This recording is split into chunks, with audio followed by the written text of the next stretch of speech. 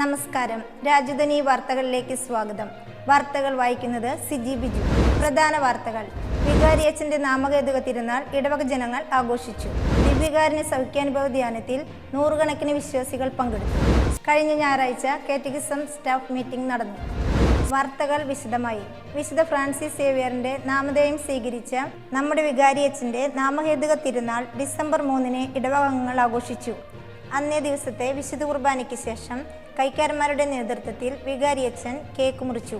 കൈക്കാരൻ ശ്രീ ഫെർഡിൻ മേലിട്ടുപാലത്തിങ്കൽ ആശംസ പറയുകയും വിവിധ സംഘടനകൾ അച്ഛനെ സ്നേഹോപകാരങ്ങൾ നൽകി ആദരിക്കുകയും ചെയ്തു. വിശുദ്ധ കുർബാനയ്ക്ക് ശേഷം മധുരവിതരണവും ഉണ്ടായിരുന്നു. ഇടവക ജനത്തിൻ്റെ പ്രാർത്ഥനയ്ക്കും സ്നേഹാദരങ്ങൾക്കും വികാരിയച്ഛൻ നന്ദി അറിയിക്കുന്നു.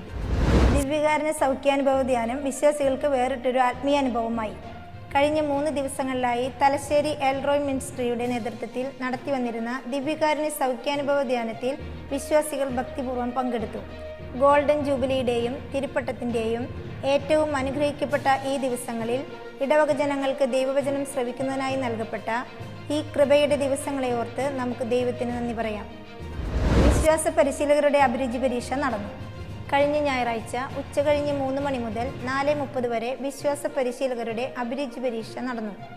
യൂണിറ്റിൽ നിശ്ചിത ദിവസം പരീക്ഷ എഴുതുവാൻ സാധിക്കാത്ത അധ്യാപകർക്ക് ഡിസംബർ 29 ഞായറാഴ്ച 3 മണി മുതൽ 4:30 വരെ അതത് യൂണിറ്റുകളിൽ റീ എക്സാമിനേഷൻ നടത്തുന്നതാണ്. കഴിഞ്ഞ ഞായറാഴ്ച കാറ്റഗിസം സ്റ്റാഫ് മീറ്റിംഗ് നടന്നു. മീറ്റിംഗിലെ പ്രധാന തീരുമാനങ്ങൾ. ഡിസംബർ 22 ഞായറാഴ്ച കാറ്റഗിസം യൂണിറ്റിൻ്റെ ക്രിസ്മസ് സെലിബ്രേഷൻ ഉണ്ടായിരിക്കും. അന്നേ ദിവസം വിശ്വാസ പരിശീലന വിദ്യാർത്ഥികൾക്കായി ക്രിസ്മസ് കാർഡ് സ്റ്റാർ നിർമ്മാണ മത്സരവും 4 ഹൗസുകളുടെ അടിസ്ഥാനത്തിൽ കരോൾ ഗാന മത്സരവും നടത്തുന്നതിന് തീരുമാനമായി. മത്സരത്തിനുള്ള ക്രിസ്മസ് കാർഡ്, സ്റ്റാർ എന്നിവ കുട്ടികൾക്ക് വീടുകളിൽ നിന്നും നിർമ്മിച്ചു കൊണ്ടുവരാവുന്നതാണ്. കൂടുതൽ നിബന്ധനകൾ കാറ്റഗിസം പ്രിൻസിപ്പൽ പിന്നീട് അറിയിക്കുന്നതായിരിക്കും. അറിയിപ്പുകൾ. ഡിസംബർ 8 അമലോത്ഭവ മാതാവിൻ്റെ തിരുനാൾ ആചരിക്കുന്നു. ഡിസംബർ 8 ഞായറാഴ്ച ആദ്യത്തെ വിശുദ്ധ കുർബാനയ്ക്ക് ശേഷം ഓരോ യൂണിറ്റുകളുടെയും ഗ്രൂപ്പ് ഫോട്ടോ എടുക്കുന്നതായിരിക്കും. അന്നത്തെ രണ്ടാമത്തെ വിശുദ്ധ കുർബാനയ്ക്ക് ശേഷം എല്ലാ സംഘടനകളുടെയും വിശ്വാസ പരിശീലന വിദ്യാർത്ഥികളുടെയും ഫോട്ടോ എടുക്കുന്നതാണ്. അംഗങ്ങൾ കൃത്യസമയത്ത് തയ്യാറായി നിൽക്കണമെന്ന് ഓർമ്മിപ്പിക്കുന്നു. എല്ലാ മാസവും പതിവുള്ള മാസാദി വെള്ളിയാഴ്ചകളിലെ രോഗികൾക്കുള്ള വിശുദ്ധ കുർബാന വിതരണവും കുമ്പസാരവും ഈ മാസം ക്രിസ്മസിന് മുമ്പുള്ള ദിവസങ്ങളിൽ ആയിരിക്കും. ഈ ആഴ്ചത്തെ ദേവാലയ ശുശ്രൂഷകൾക്ക് നേതൃത്വം നൽകേണ്ടത് സെൻറ്റ് പീറ്റർ യൂണിറ്റ്, വായനകൾ സെൻറ്റ് അൽഫോൺസ യൂണിറ്റ്.